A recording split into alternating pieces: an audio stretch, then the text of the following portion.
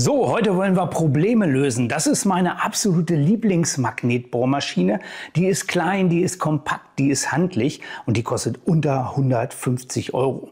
Dafür ist die wirklich extrem sauber verarbeitet und die hat eine Funktion, die sucht man bei allen anderen Magnetbohrmaschinen wirklich vergebens.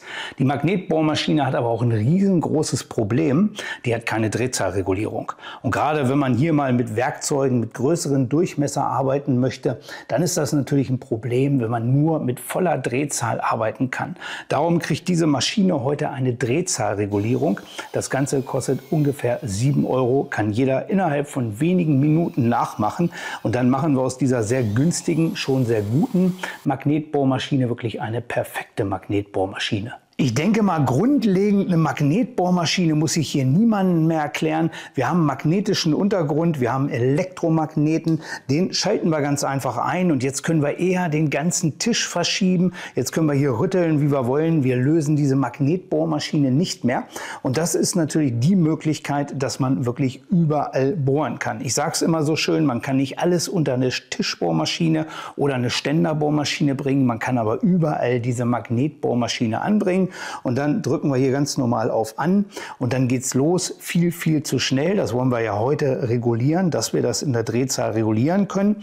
Wir haben aber meistens bei den meisten Magnetbohrmaschinen noch ein zweites Problem und das ist die Hubhöhe. Und das ist sogar im Premium-Bereich sehr verbreitet. Das heißt, ich habe hier mal ein Zahnkranzfutter eingebracht und wenn man jetzt sieht, die Hubhöhe ist natürlich ein absoluter Witz. Wenn ich jetzt einen Spiralbohrer hier noch einbringe, dann kann ich hier vielleicht ein ganz dünnes Flachmaterial unterlegen und bohren, mehr aber nicht. Ich kann diese Maschine also nur aufsetzen oder ich muss mir wieder irgendwas basteln. Und da gibt es hier eine ganz tolle Möglichkeit. Ich habe hier außen diese Schraube und dann kann ich das Ganze an dieser Schwalbenschwanzführung verstellen. Korrigiert mich, wenn ihr es besser wisst oder wenn ihr irgendeine Maschine habt, die das auch hat, aber die meisten oder alle Maschinen, die ich bisher gesehen habe, haben sowas nicht. Da ist der ganze Korpus von hinten verschraubt. Man kann das also nicht einfach lösen und auch nicht so einfach verstellen. Hier habe ich diese einfache Möglichkeit und das finde ich so genial. Wenn wir jetzt hier noch eine Drehzahlregulierung rankriegen, dann haben wir wirklich für kleines Geld die perfekte Magnetbohrmaschine. Jetzt wäre die einfachste Möglichkeit für eine Drehzahlregulierung, indem ich so einen Spannungsregulierer hier vorsetze. Das heißt, die Magnetbohrmaschine geht mit dem Stecker jetzt hier rein und dieser kleine Regler geht dann in die ganz normale Verlängerung rein oder in die ganz normale Steckdose. Und jetzt habe ich hiermit die Möglichkeit, die Spannung zu regulieren. Das ist kein Problem. Das sollte dann auch darauf hinauslaufen, dass die Drehzahl sich verringert. Das Problem ist nur, ich weiß nicht, was der Magnet macht. Ob der dann auch von der Haltekraft irgendwo geringer wird. Das wäre natürlich dumm, dann würde das nicht funktionieren. Das ist aber die erste kleine Möglichkeit und das ist natürlich eine Möglichkeit, ohne dass man hier irgendwas umbaut. Kostet so ungefähr 25 bis 30 Euro, kriegt man relativ viel bei Amazon. Der hier ist von Weldinger, also gibt es die verschiedensten Anbieter.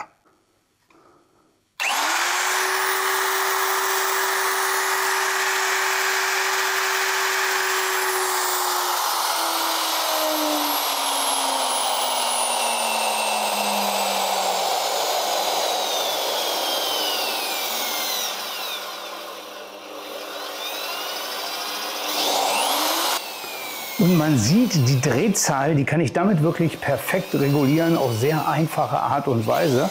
Das ist also schon mal sehr interessant. Jetzt ist natürlich die Frage, was macht der Magnet, wenn ich die Drehzahl so stark runter reguliere? Da hatten unter meinem letzten Video zu dem Gerät sehr viele diskutiert. Viele Leute waren der Meinung, da passiert nichts. Andere waren der Meinung, das ist Wahnsinn. Den Magnet müsste man dann ganz einfach abziehen können. Ich bin da nicht elektrotechnisch bewandelt. Ich werde es jetzt ganz einfach mal versuchen.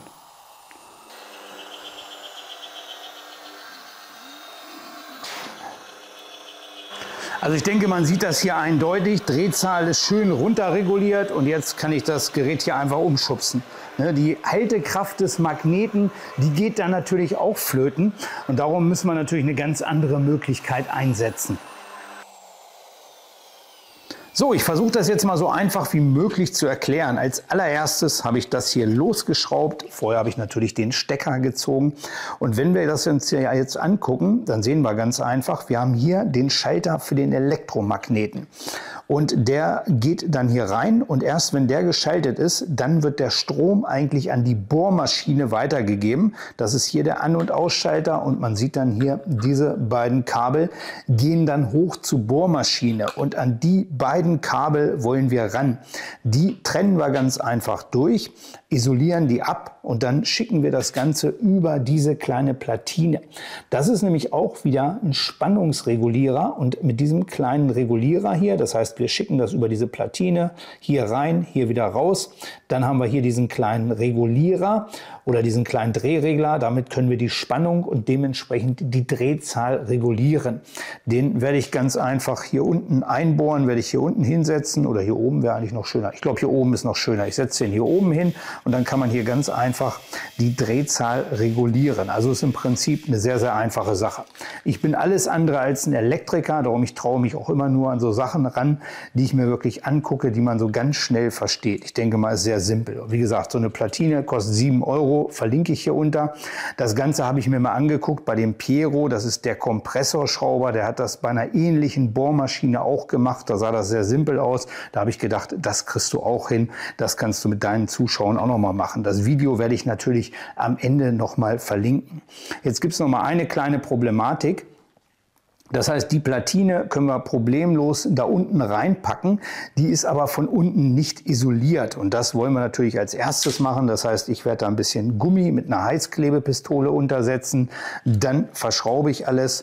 Dann bohre ich hier rein, setze das alles rein, klebe das da unten rein und dann können wir gucken, ob das wirklich auch funktioniert. Ich denke mal, ein sehr, sehr simpler, sehr, sehr einfacher Umbau. Natürlich ist es so, wenn man so eine Maschine so umbaut, dann verliert man natürlich die Gewährleistungsansprüche. Aber ich denke mal, wenn man die Chance hat, für 150 € wirklich eine perfekte Magnetbohrmaschine zu bekommen, dann sollte einem das kleine Risiko natürlich irgendwo die Sache wert sein.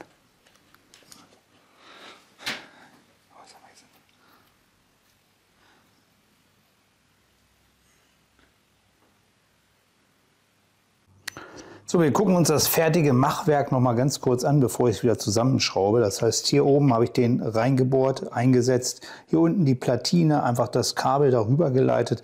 Also es ist wirklich eine sehr, sehr einfache Sache. Ich habe den Stecker jetzt schon wieder reingesteckt und jetzt müssen wir gucken, ob wirklich auch alles funktioniert. Magnet funktioniert schon mal und jetzt schalten wir hier auf An. Ah, okay. Ist die Spannung ganz runter.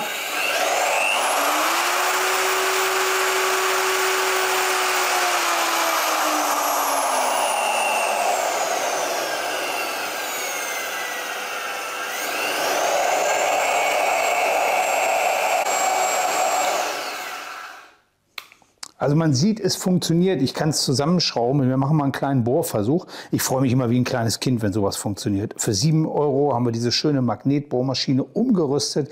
Jetzt schraube ich das nochmal schnell zusammen und dann wird gebohrt.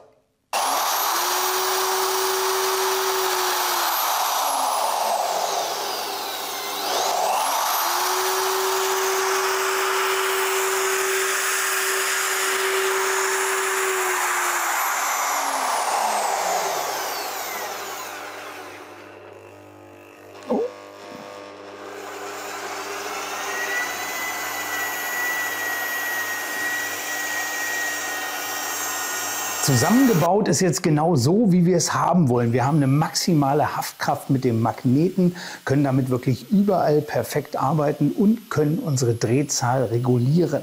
Ich habe jetzt mal als kleinen Versuch hier einen Kernlochbohrer, der hat einen 27 mm Durchmesser, da ist mir die maximale Drehzahl immer viel, viel zu hoch. Da tut es mir richtig in der Seele weh, wenn ich damit eine Bohrung bohre.